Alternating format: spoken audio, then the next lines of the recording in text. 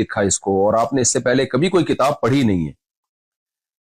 اور پھر علامہ قرطبی جو ہے حدیث کی کتاب سے عبداللہ بن عمر رضی اللہ تعالیٰ عنہ سے بھی یہ روایت نقل کرتے ہیں، عن ابن عمر رضی اللہ عنہما عن النبی صلی اللہ علیہ وسلم قال امت امیت لا نکتب ولا نحسب، ہم ایک امی امت ہیں، نہ ہم لکھتے ہیں نہ ہم پڑھتے ہیں۔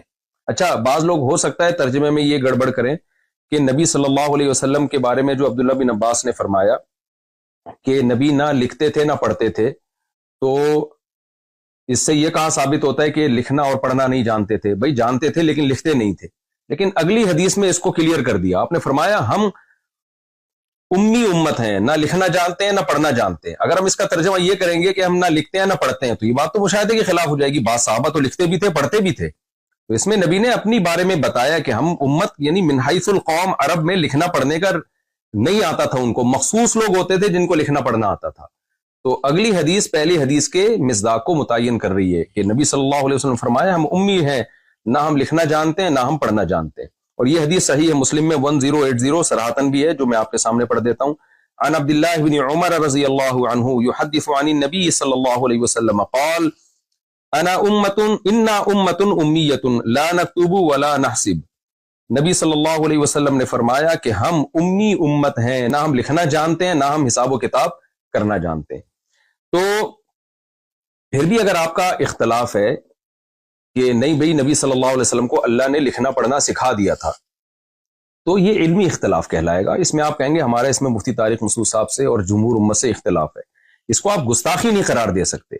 جمہور امت کا وہی عقیدہ ہے کہ نبی صلی اللہ علیہ وسلم لکھنا پڑھنا نہیں جانتے تھے، مگر یہ آپ کی تعریف ہے اور آپ صلی اللہ علیہ وسلم کی تعظیم ہے کہ جو نہ لکھنا جانتا ہو نہ پڑھنا جانتا ہو، پوری دنیا کو لکھایا بھی پڑھایا بھی، اور پوری دنیا علوم میں اس کی محتاج ہے۔ بعد از خدا بزرگ توئی قصہ مختصر، اللہ کے بعد کوئی صاحب علم ہے تو پیغمبر صلی اللہ علیہ وسلم ہے۔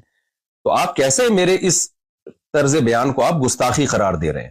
یہ صحیح ہے بخاری حدیث نمبر 2731۔ یہ واقعہ کیا ہے؟ صلح حدیبیہ کا مشہور واقعہ۔ جب حدیبیہ میں صلح ہوئی نبی صلی اللہ علیہ وسلم اور صحابہ مشرکین مکہ کے درمیان، تو جو صلح میں معاہدہ ہوا تھا وہ ریٹن فارم میں لایا جا رہا تھا۔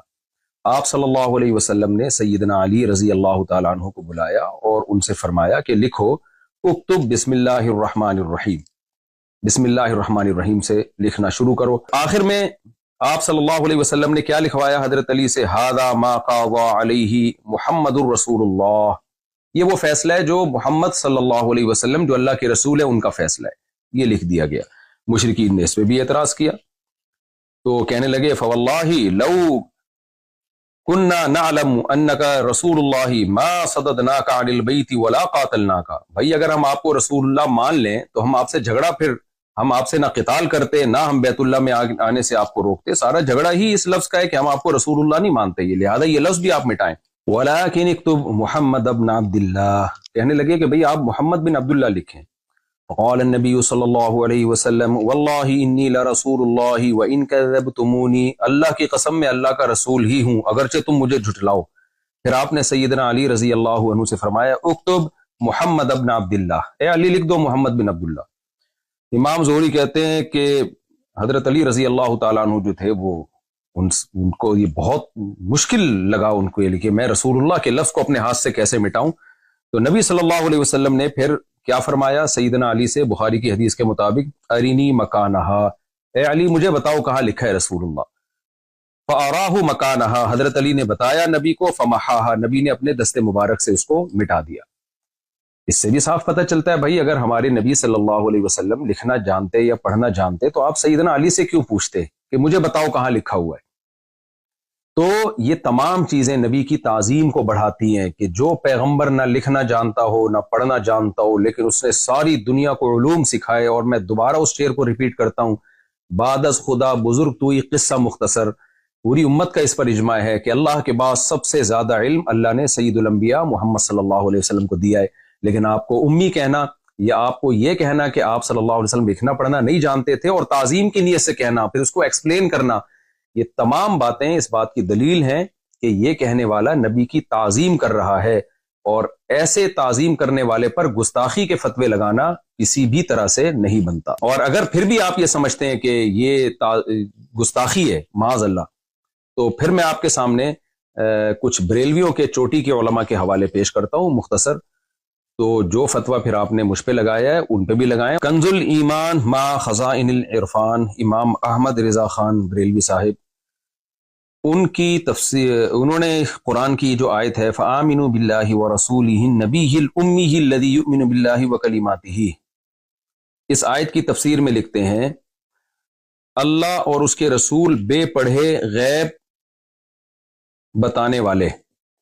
الامی کا ترجمہ انہوں نے کیا بے پڑھے، حالانکہ میں نے بے پڑھے کا مطلب اردو میں ان پڑھ ہی سمجھا جاتا ہے، جبکہ میں نے تو لفظ بے پڑھے استعمال نہیں کیا. میں نے تو کہا آپ صلی اللہ علیہ وسلم لکھنا پڑھنا نہیں جانتے تھے، جبکہ جناب احمد رضا خان بریلوی نے تو بے پڑھے کا لفظ نبی صلی اللہ علیہ وسلم کے لیے استعمال کیا ہے.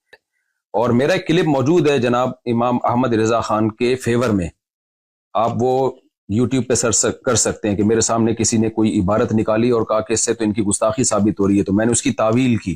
کیونکہ بعض لوگ مجھ پہ یہ الزام لگا رہے ہیں کہ ان کے لیے اپنے لیے اصول کچھ اور ہیں، دوسروں کے لیے اصول کچھ اور ہیں، تو یہ الزام بھی غلط ہے. آپ میرا وہ کلپ دیکھ سکتے ہیں کہ اس میں جناب احمد رضا خان، بہت پرانا کلپ ہے وہ، میں کہہ رہا ہوں اس سے گستاخی کا پہلو نکالنا ٹھیک نہیں ہے. تو جب ہم جناب احمد رضا خان بریلوی سے بیسیوں اختلافات کے باوجود ان کی اس بے پڑھے لفظ سے گستاخی کا پہلو نہیں نکال رہے، تو آپ ہمیں لفظ امی کو ایکسپلین کرنے میں آپ ہمیں کیسے گستاخ قرار دے سکتے ہیں؟ ایک اور حوالہ مظہر القرآن، تفسیر مظہر القرآن جلد اول میں بریلویوں کے بہت بڑے عالم ہیں شیخ الاسلام مفتی شاہ محمد مظہر اللہ دہلوی، یہ اپنی کتاب میں لکھتے ہیں اللہ تعالیٰ نے مجھے یعنی محمد صلی اللہ علیہ وسلم کو پچھلی کتابوں میں امی لقب سے یاد فرمایا. آگے اس کی ایکسپلینیشن، اس کی روایت کی کو ایکسپلین کرتے ہوئے کہتے ہیں اس لیے کہ آپ ان پڑھ تھے. اب آپ دیکھیں انہوں نے تو آپ کے لیے ان پڑھ کا لفظ استعمال کیا ہے، میں نے تو ان پڑھ کا لفظ بھی استعمال نہیں کیا. پھر آگے کہتے ہیں یا اس وجہ سے کہ آپ ام القریٰ یعنی مکہ میں پیدا ہوئے تھے، ان پڑھ ہونا حضور کے لیے بڑا فخر ہے، نہ کہ نہ پڑھے نہ لکھے اور وہی کے ذریعے سے بڑے بڑے لوگوں کو دنیا اور دین کے انتظام سکھائے. دوبارہ میں ان کے الفاظ کو ریپیٹ کر دیتا ہوں. کہتے ہیں اس لیے کہ آپ صلی اللہ علیہ وسلم ان پڑھ تھے، اور پھر آگے فرمایا کہ حضور کی ان پڑھ ہونا حضور کے لیے بڑا فخر ہے کہ نہ پڑھے نہ لکھے اور وہی کے ذریعے سے بڑے بڑے پڑھے لکھوں کو دنیا اور دین کے انتظام سکھائے. یہی بات تو ہم پورے بیان میں کہتے رہے ہیں، پھر بھی ہم نے ادب میں ان پڑھ کا لفظ استعمال نہیں کیا. لیکن جو بریلویوں کے یہ بڑے عالم ہیں انہوں نے تو ان پڑھ کا لفظ بھی استعمال کر لیا اور نہ پڑھے نہ لکھے کا لفظ بھی استعمال کر لیا. اور ان کو اس طرح کی باتوں کو ہم نے یہی کہا ہے کہ بھائی ان کا مقصد نبی کی تعظیم تھی، توہین نہیں تھی. پورا میرا بیان جو کینیڈا میں ہوا ہے پورا نبی کی تعظیم اور قرآن کی صداقت پہ بیان ہوا ہے. آپ مجھے گستاخ قرار دیتے ہیں میرے ان جملوں کی وجہ سے، تو پھر آپ ان بزرگوں کی طرف بھی آئیے اور ان کو بھی آپ گستاخ قرار دیں. فتاوی رضویہ جلد نمبر 14 صفحہ نمبر 237، اس میں جناب احمد رضا خان بریلوی صاحب لکھتے ہیں کیا یحرفون الکلم عن مواضعہ کے سر پر سینگ ہوتے ہیں؟ اب آپ بتائیے قرآن مجید کی آیت کے لیے یہ الفاظ استعمال کرنا، یحرفون الکلم عن مواضعہ کے سر پر سینگ ہوتے ہیں، کیا اس سے بے ادبی نہیں جھلکتی؟ لیکن ہم تو تعویل کرتے ہیں کہ بھائی ان کا مقصد بے ادبی نہیں تھا، زور خطابت میں اور قلم کے زور میں انہوں نے ایک بات بیان کی اور مقصد سامنے والے کی بے ادبی تھی. لیکن اول نظر میں آپ کو کیا لگ رہا ہے؟ دوبارہ میں پڑھ دیتا ہوں، یہ کیا کہتے ہیں یحرفون الکلم عن مواضعہ، کیا یحرفون الکلم عن مواضعہ کے سر پہ سینگ ہوتے ہیں؟ یعنی ایسے ہی ہے جیسے کوئی کہہ لے کیا سورہ اخلاص کے سر پہ سینگ ہوتے ہیں، کیا قل اللہ کے سر پہ سینگ ہوتے ہیں، کیا سورہ فلق کے سر پہ سینگ ہوتے ہیں. تو آپ دیکھیں کہ یہ انداز بیان کیسا ہے. کیوں ہمارے جو بریلویوں میں جو متشدد حضرات ہیں اس کی تعویل کرتے ہیں؟ اسی لیے تعویل کرتے ہیں کہ وہ کہتے ہیں ان کی نیت یہ نہیں تھی. تو جب بھائی آپ کے لوگ اگر کوئی ایسا لفظ استعمال کریں جس سے گستاخی جھلک رہی ہو، لیکن آپ اس کو نیت کو ایکسپلین کرنے کا موقع بھی دیتے ہیں، ڈیفینڈ بھی کرتے ہیں، تو اگر یہ کام کسی دوسرے سے ہو جائے تو یہ کیا بات ہے کہ بھئی دوسروں کے لیے اصول کچھ اور اپنے لیے اصول کچھ اور. یہ تو دو باتیں جن کی بیس پہ مجھ پہ گستاخیوں کے الزام لگے ان کو میں نے ذرا ایکسپلین کیا ہے. اب میں تیسری بات کی طرف آتا ہوں. شریعت کا دیکھیں ایک اصول ہے کہ ایک شخص جو نبی صلی اللہ علیہ وسلم پر ایمان رکھتا ہے، نبی کی دعوت اور تبلیغ کے لیے دنیا میں نکلا ہوا ہے. میرے سفر 99% دین کی دعوت اور تبلیغ کے لیے ہوتے ہیں، نبی کی عظمت کو بیان کرنے کے لیے، قرآن کی صداقت کو بیان کرنے کے لیے ہوتے ہیں. ایسے شخص سے اگر کوئی ایسا لفظ نکل جائے کہ جس میں گستاخی کا پہلو نکل رہا ہو اور اس کی تعویل کی جائے تو گستاخی کا پہلو نہیں نکل رہا ہو، تو شریعت کیا کہتی ہے کہ آپ کسی شخص کے کلام کو گستاخی پر محمول کریں یا اس کی کوئی تعویل کریں، کسی ایسے شخص کے کلام کو جو کلمہ گو مسلمان ہے. شریعت کیا کہتی ہے اس بارے میں؟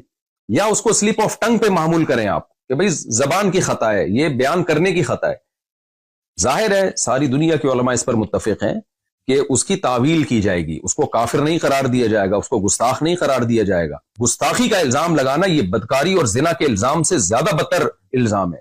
تو بہت بڑا جرم ہے جس کی نسبت آپ کر رہے ہیں. تو اتنے بڑے جرم کے لیے ثبوت اور شواہد اسی حساب سے ہونے چاہیے. فوائد السالکین میں صفحہ 278 کے حوالے سے یہ بات لکھی ہوئی ہے. خواجہ معین الدین چشتی قدس سرہ نے فرمایا کہ میں حضرت مخدوم شیخ یوسف چشتی قدس سرہ کی خدمت میں حاضر تھا کہ ایک شخص بیعت کے ارادے سے آیا. خواجہ کے قدموں میں اپنا سر رکھا اور عرض کیا کہ بیعت کے لیے حاضر ہوا ہوں. خواجہ پر کیفیت طاری تھی. فرمایا کہ اگر تم کہو کہ لا الہ الا اللہ چشتی رسول اللہ تو میں تمہیں مرید کر لوں. چونکہ وہ شخص دھن کا پکا اور سچا تھا، اس نے فوراً اقرار کر لیا. خواجہ نے بیعت کے لیے اسے اپنا ہاتھ دیا اور اسے بیعت کر لیا. پھر فرمایا کہ سنو میں کون ہوں اور کیا ہوں. محمد رسول اللہ صلی اللہ علیہ وسلم کے دربار کے کمینے غلاموں میں سے ایک ہوں. کلمہ وہی ہے مگر میں نے تیرے کمال اور اعتقاد اور صدق کو آزمایا تھا. یہاں معین الدین چشتی اور ان کے شیخ یوسف چشتی ان کا یہ واقعہ ہے. مقصد ابھی مجھے لا الہ الا اللہ چشتی رسول اللہ کا ڈیفینڈ کرنا یا اس کی مخالفت یا حمایت نہیں ہے، وہ ٹاپک سے بات ہٹ جائے گی. بتانا صرف یہ ہے کہ جو بریلوی حضرات میں جو شدت پسند لوگ ہیں جو مجھے گستاخ رسول قرار دے رہے ہیں، اور میرا دعویٰ یہ ہے کہ جب بھی کوئی شخص ایسے کلمات کہتا ہے تو اس کو ایکسپلینیشن کا موقع دیا جائے گا کہ آپ کی مراد کیا تھی. یہاں لا الہ الا اللہ چشتی رسول اللہ انہوں نے پڑھا، مرید کو اس بیس پہ بیعت کیا، پھر ڈیفینڈ کیا کہ میرا کلمہ وہی ہے جو لا الہ الا اللہ محمد رسول اللہ ہے. تو آپ اس ایکسپلینیشن کو مانتے ہیں کہ نہیں مانتے؟ انہوں نے جو پہلا لفظ تھا نا لا الہ الا اللہ چشتی رسول اللہ، اس میں رسول اللہ کے لفظ میں تعویل کی کہ وہاں رسول اللہ سے میری مراد اللہ کا نبی ہونا نہیں ہے. یہ تعویل ٹھیک ہے غلط ہے، میں اس بحث میں نہیں جا رہا. میں یہ عرض کر رہا ہوں کہ آپ معین الدین چشتی کے شیخ کی اس تعویل کو قبول کرتے ہیں، اسی وجہ سے آپ ان کو گستاخ قرار نہیں دیتے. یہ کام اگر کسی اور سے ہوتا ہے اور لگتا ہے کہ اس نے گستاخانہ لفظ استعمال کیے ہیں، اس کو ایکسپلینیشن کا موقع آپ کیوں نہیں دیتے اور اس کی ایکسپلینیشن کو آپ قبول کیوں نہیں کرتے؟ کچھ متشدد قسم کے مذہبی اسکالر اپنی عوام کو اکسا رہے ہیں، ابھار رہے ہیں، ان کی عوام ان کی تقریریں سن کے ہائپر ہو رہی ہے اور وہ مجبور کر رہے ہیں کہ بھئی مفتی طارق مسعود صاف لفظوں میں معافی مانگے. اور صاف لفظوں سے ان کی مراد یہ ہے کہ یہ مانیں کہ میں نے گستاخی کی ہے اور میں گستاخی سے رجوع کرتا ہوں. تو خوب سمجھ لیں کسی شخص پہ بدکاری اور زنا کا الزام لگ جائے، یہ الزام اتنا سنگین نہیں ہے جتنا یہ الزام سنگین ہے کہ میری طرف یہ نسبت کی جائے کہ میں نے نبی صلی اللہ علیہ وسلم کی شان میں یا قرآن کی شان میں گستاخی کی ہے. یہ زیادہ بڑا الزام ہے. زانی زنا کرنے والا کافر نہیں ہو جاتا، لیکن گستاخی ایک ایسا جرم ہے کہ اس سے انسان اسلام سے خارج ہو جاتا ہے، مرتد ہو جاتا ہے. میں جب 18 سال کی عمر میں مدرسے میں داخلے کے لیے آیا ہوں تو اپنے آپ کو میں نے وقف کیا دین کی خدمت کے لیے، اور پھر پیچھے ہم نے پلٹ کے نہیں دیکھا. تو کیا ایسا شخص یہ مان لے گا کہ میں گستاخ ہوں یا میں نے گستاخی کی ہے؟ ایک عام ادنا سا مسلمان اس لفظ سے نفرت کرتا ہے، وہ کبھی گستاخی کی نسبت برداشت نہیں کرے گا. تو یہ ہلکا جرم نہیں ہے نبی صلی اللہ علیہ وسلم کی شان میں گستاخی. جب جرم کی نوعیت سنگین ہوتی ہے تو اس کے لیے ثبوت کے لیے بھی سنگین قسم کے شواہد چاہیے ہوتے ہیں. لہذا میں یہ نہیں تسلیم کرتا کہ میں نے گستاخی کی ہے. جو غلطی مجھ سے ہوئی ہے اس پہ میں معذرت کر چکا ہوں. اور آخر میں جو متشدد قسم کے مذہبی اسکالر اتنی وضاحتوں کے بعد بھی اپنی عوام کو اکسا رہے ہیں کہ قتل ناموس رسالت اور گستاخی، جو نبی کا گستاخ ہے اس کو قتل کر دیا جائے، تو میں اپنی بات کو ریپیٹ کرتا ہوں کہ یہ سادہ لوح عوام جو واقعی نبی سے محبت کرتی ہے لیکن اپنے کچھ متشدد مذہبی اسکالر کی باتوں میں آ کے ہائپر ہو رہی ہے، میری ان سے گزارش ہے کہ آپ اپنے ان مذہبی لیڈروں سے کہیے کہ حضرت یہ قتل کا کام پھر آپ بنفس نفیس کریں، کیونکہ جب کوئی کسی کو قتل کرتا ہے تو پولیس کیس بنتا ہے، اس کو بھی پھانسی ہوتی ہے، وہ بھی جیل کی کوٹریوں میں جاتا ہے. تو حضرت جنت میں جانے کا شوق صرف آپ ہمیں کیوں دلا رہے ہیں؟ آپ خود یہ کام کیوں نہیں کر لیتے؟ آپ خود جائیں، مفتی طارق مسعود صاحب کو آپ قتل کرنے کی کوشش کریں اور جنت کمانے کی آپ کوشش کریں. تو ایسا نہ ہو آپ اپنے مذہبی متشدد قسم کی لوگوں کی باتوں میں آ کے کوئی ایسا اقدام کر لیں. موت زندگی اللہ کے ہاتھ میں، جو رات قبر میں گزرنی ہے وہ قبر میں گزرے گی، جو زمین پہ گزرنی ہے وہ زمین پہ گزرے گی. لیکن ایسا نہ ہو کہ کچھ مذہبی متشدد قسم کے اسکالر آپ سے وہ کام کروائیں جس پہ قیامت کے دن نبی صلی اللہ علیہ وسلم آپ سے اپنا چہرہ پھیر لیں. اور آپ شو تو یہ کر رہے ہو میں نے نبی کے نام پہ یہ کام کیا ہے، لیکن نبی صلی اللہ علیہ وسلم اس شدت پسندی سے کبھی بھی خوش نہیں ہو سکتے. اور آخر میں ایک بات میں سیکولر اور لبرل لوگوں کے لیے بھی کروں گا جو میرے بارے میں یہ الزام لگا رہے ہیں، لو آپ اپنے دام میں سیاد آ گیا، اور کہہ رہے ہیں کہ یہ مولوی پہلے ہی لوگوں کو تشدد سکھاتے تھے اور خود اب اس جال میں پھنس گئے ہیں. آپ میرے پرانے کلپ دیکھ سکتے ہیں کہ سیالکوٹ والے کیس میں، جنید جمشید والے کیس میں، آسیہ بی بی والے کیس میں، اور جتنے اس قسم کے کیس ہوئے ہیں، اس وقت ہم جو بات کر رہے تھے وہی بات میں ابھی بھی کر رہا ہوں. ہمارا بیان بدلا نہیں ہے. ہاں کوئی بہت پرانا بیان جس میں کوئی شدت کا کوئی عنصر تھا تو وہ فوراً ہی میں نے رجوع بھی ریکارڈ کرا لیا. تو میرے جتنے بیان آپ کو 8-10 سال پرانے تک ملیں گے، اس میں یہی دعویٰ ہے کہ گستاخی ایک بہت بڑا جرم ہے. گستاخی کو ثابت کرنے کے لیے شواہد اور دلائل بہت مضبوط ہونے چاہیے، اور یہ کام کورٹ کا ہے، عوام کا کام نہیں ہے. تو قانون ہاتھ میں لینے کی کوشش نہ کی جائے. جزاکم اللہ احسن الجزا.